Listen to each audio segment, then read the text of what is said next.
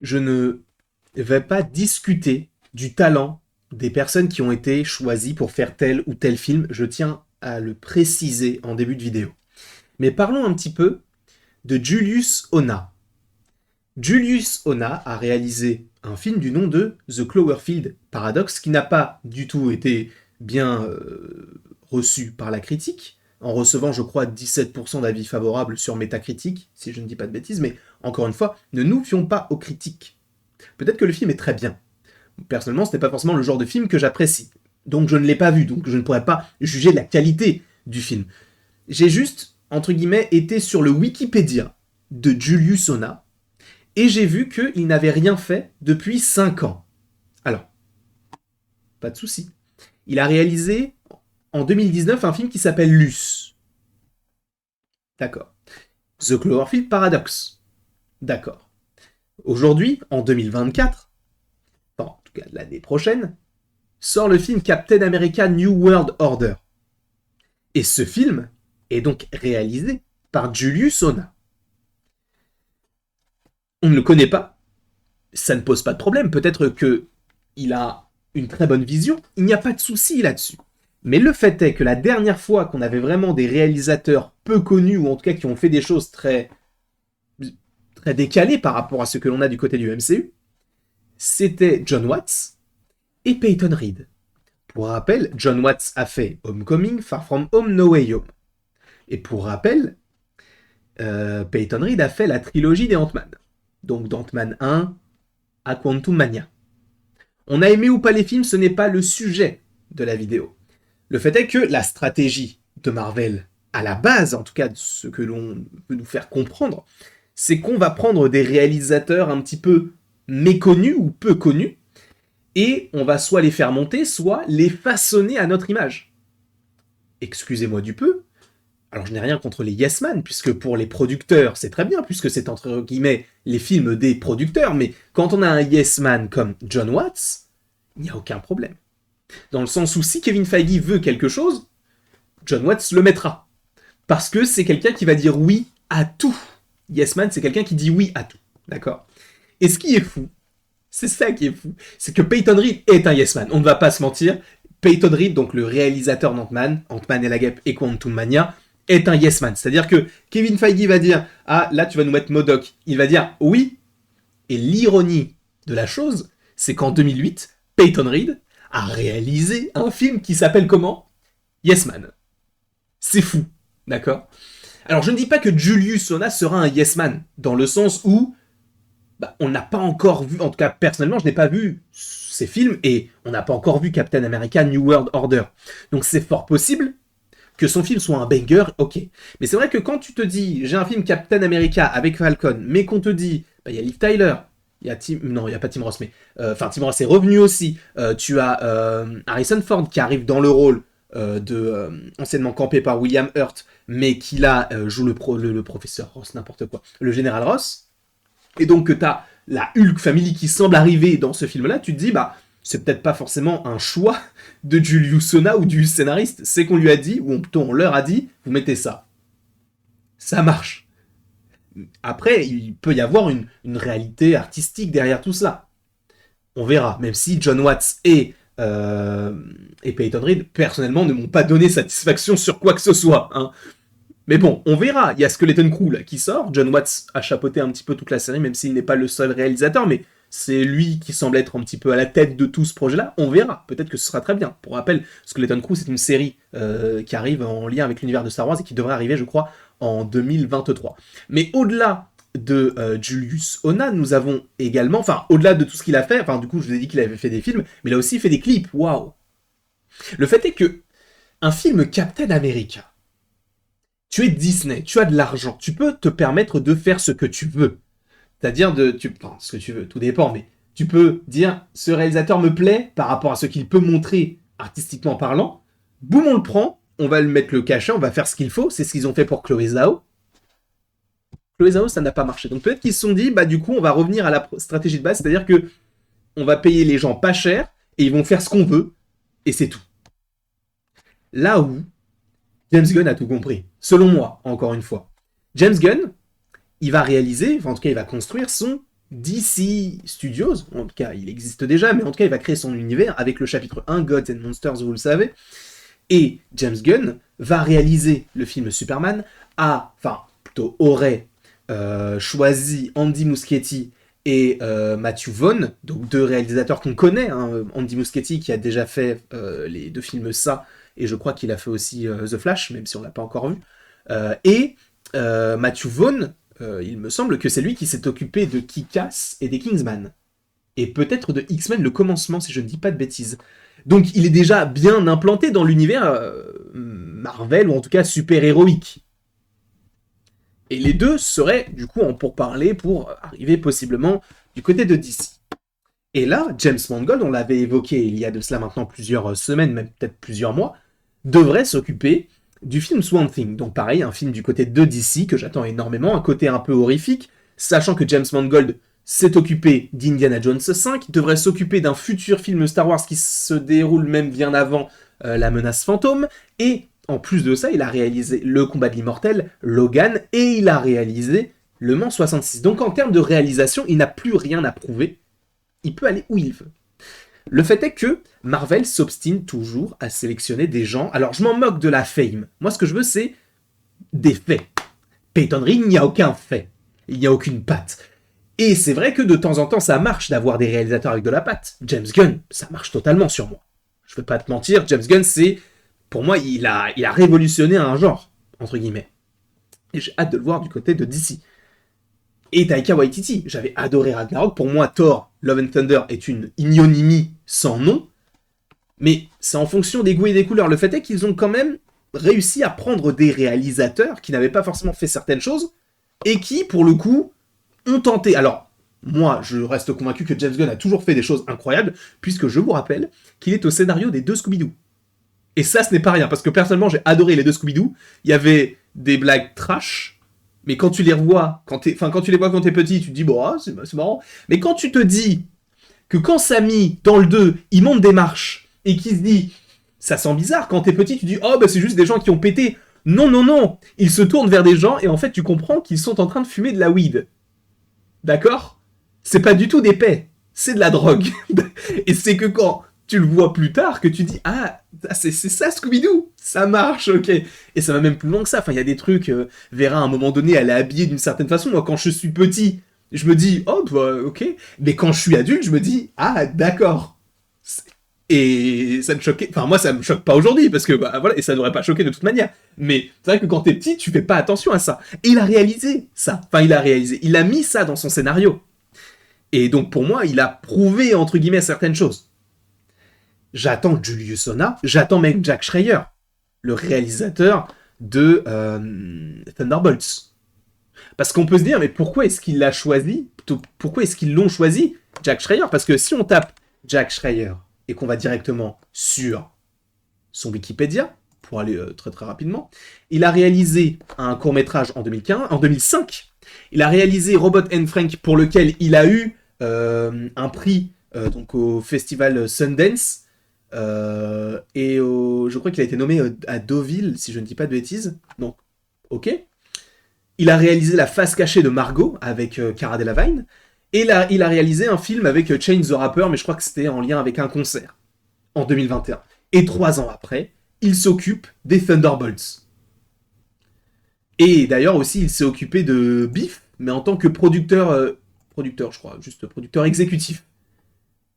Et tu te dis, bon, alors je veux bien, mais pourquoi lui ?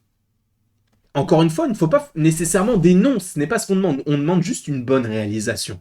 Ce qu'on nous a montré là, avec, enfin, en tout cas ce que j'ai vu avec Quantumania, pour moi c'est 0 en termes de réalisation. Et c'est vrai que mes goûts changent peut-être aussi, c'est sûr. Je gagne possiblement en maturité, il y a des choses que j'aimais quand j'étais plus jeune et que maintenant je n'apprécie plus ou je n'accepte plus parce que je veux que le MCU aussi puisse évoluer, mais c'est vrai qu'on peut aussi être aigri parce que le MCU, certains vont dire oui mais ça a toujours été comme ça, mais ce n'est pas vrai, ça ne fonctionne pas comme ça, dans le sens où, bah je suis désolé, compare un Quantum Mania aujourd'hui avec un Captain America 1 par exemple, le jour et la nuit. Il y a des blagues dans Captain America 1, mais ça a toujours été plus sérieux. Alors c'est vrai que Captain America 1, à l'époque, c'était Paramount. Donc peut-être que... Mais si on prend un film de Disney, enfin en tout cas produit par Disney, on peut prendre, bah, vas-y, tu sais quoi, on va prendre Civil War, le jour, la nuit. Ou même Black Panther pour sortir de Captain America, ou même Doctor Strange, tu vois ce que je veux dire? Donc, la réalisation joue beaucoup, on va pas se le cacher. Et plus on avance, en tout cas personnellement, cette vidéo n'engage que moi. Mais plus j'avance et plus je me dis, bah c'est bien beau d'avoir du Thor 4, mais s'il y avait une vraie volonté derrière, alors pour le coup là ce n'est pas forcément visuellement, mais ce serait plus scénaristiquement, ce serait sympa. Et là ce n'est pas le cas. Et pareil pour Quantumania, aussi bien visuellement que scénaristiquement, ça ne va pas. Et ça me pose problème. Et c'est pour ça que là, selon les dernières, selon toute vraisemblance, Marvel Studios devrait justement changer de stratégie et choisir des réalisateurs, non pas qui ont un nom en particulier, mais qui ont un passé, qui ont déjà fait des films, qui ont prouvé certaines choses dans ce milieu-là, pas prendre quelqu'un qu'ils peuvent façonner à leur volonté, mais personnellement, c'est quelque chose que j'aimerais bien voir, de voir justement ce que peut faire le MCU maintenant avec un gros réalisateur. Et on l'a vu récemment, on l'a vu avec Doctor Strange in the Multiverse of Madness, ils ont réussi à le faire. Parce que justement, aussi, Kevin Feige s'est mis un petit peu en retrait par rapport à ce film en se disant bon, je vais quand même un peu me reposer, je vais vous laisser un peu faire les choses comme vous voulez. Et le film, on va pas se le mentir, alors même si ça n'a pas fait le milliard, mais il a bien marché par rapport à la situation dans laquelle on vivait à l'époque. Alors je ne dis pas que c'était encore post-Covid, même si c'était post-Covid, mais le fait est que peut-être que s'il était sorti avant le Covid, il aurait fait le milliard. Parce que quand tu sais que Captain Marvel l'a fait, ok. Mais là, c'est vrai que ça a fonctionné. Ce film-là a fonctionné. Et Thor Love and Thunder aussi a fonctionné, mais pour d'autres raisons. Pas forcément celles que j'apprécie. Et encore une fois, cette vidéo, c'est ma pensée. Je ne dis pas que c'est une pensée universelle, c'est mon avis sur la question. Mais donc, si on revient sur l'article, là, ça sera plus une petite mention. Donc, en gros, c'est Jeff Snyder, encore une fois, donc sur The Hot Mic, qui a déclaré donc Kevin ne veut pas superviser l'ensemble du tournage après n'avoir pas eu à se soucier donc avec Sam Raimi.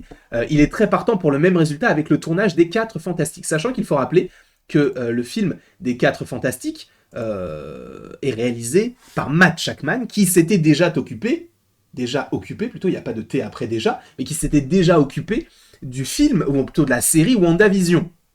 Ok ? Jusque-là, vous me suivez. Et donc après, bon, on te mentionne Chloé Zhao, le choix créatif prêt à l'emploi de la société d'amener Chloé Zhao à bord en tant que réalisateur. Bon, ça n'a pas forcément abouti puisque justement les fans n'avaient pas forcément apprécié ce côté un peu ronflant. Mais le fait est que on ne peut pas s'arrêter sur un échec.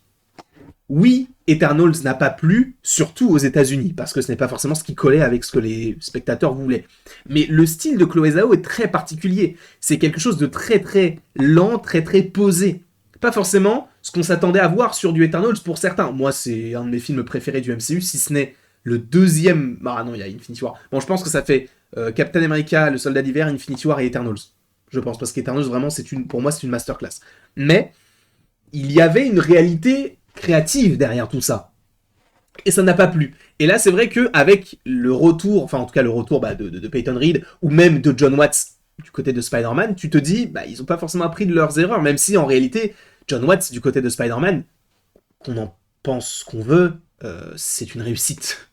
Il a fait 4 milliards sur 3 films, alors bien évidemment il est porté par un No Way Home qui a fait 2 milliards, et donc par le retour des 3 Spider-Man, etc., mais il est aussi porté par Spider-Man. S'il avait réalisé la trilogie Écureuillette, à mon avis, il n'aura pas passé les 100 millions, je pense, hein, avec la... Après, encore une fois, on verra la réalisation de John Watts sur ce qu'il a pu faire sur Skeleton Crew, et encore, c'est toujours Disney qui est derrière.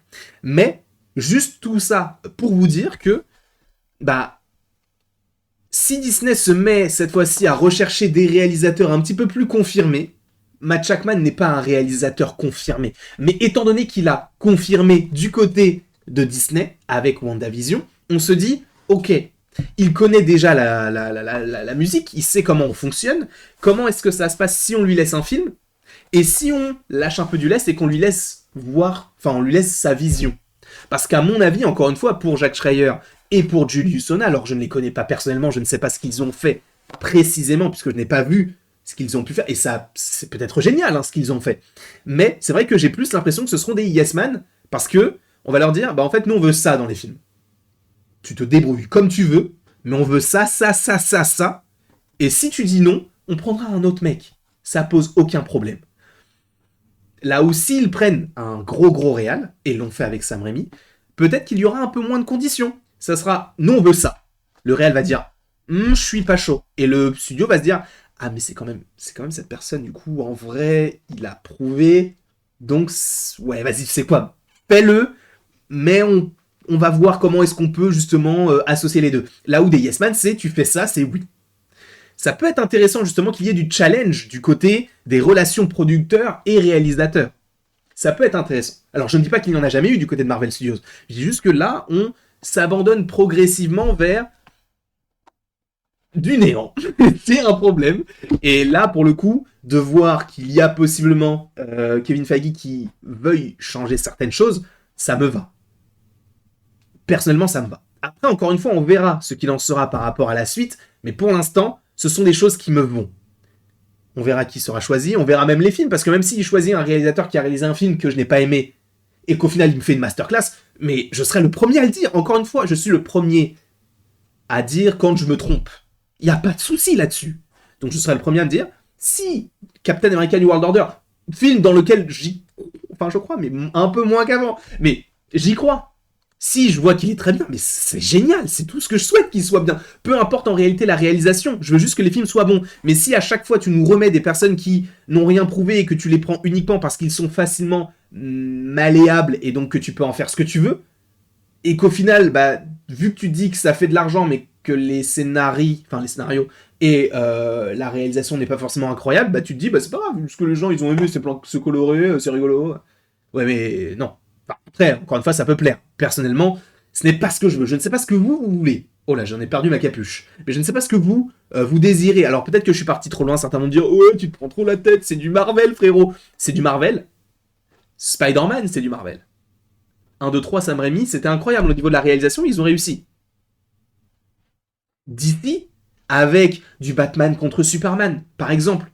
C'est du film de super-héros. La réalisation est excellente. Enfin, je suis désolé. Il y a des choses que tu peux allier. Ce n'est pas parce que c'est un film de super-héros que ça doit forcément être ouais, c'est un film, c'est un divertissement. Oui, c'est un divertissement. Mais tu peux aussi te dire, ah, ce plan-là, il est beau. Qu'est-ce que ça veut dire?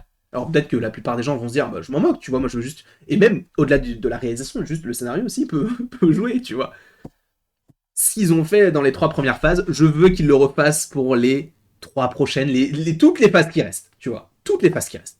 C'est ce que je veux. Parce que pour l'instant, c'est vrai que la phase 4, il y a eu de bonnes idées. Destin Daniel Cretton, je ne le connaissais pas personnellement. Et pour moi, du Shang-Chi, c'est très bien. S'il revient par la suite pour Shang-Chi, ou même pour le coup pour Wonder Man, il n'y a pas de souci. Il y a des paris gagnants. Lui, pour moi, Chloé Zhao, même si je suppose qu'elle ne reviendra pas, mais selon moi, il y a aussi beaucoup trop de disparités. Que ce soit du côté des films ou même du côté des séries. Mohamed Diab, il a fait un bon travail au début avec Moon Knight, mais par la suite, c'était beaucoup plus compliqué selon moi. Et même ceux qui ont travaillé sur la série She-Hulk, il n'y a aucun sens à tout cela.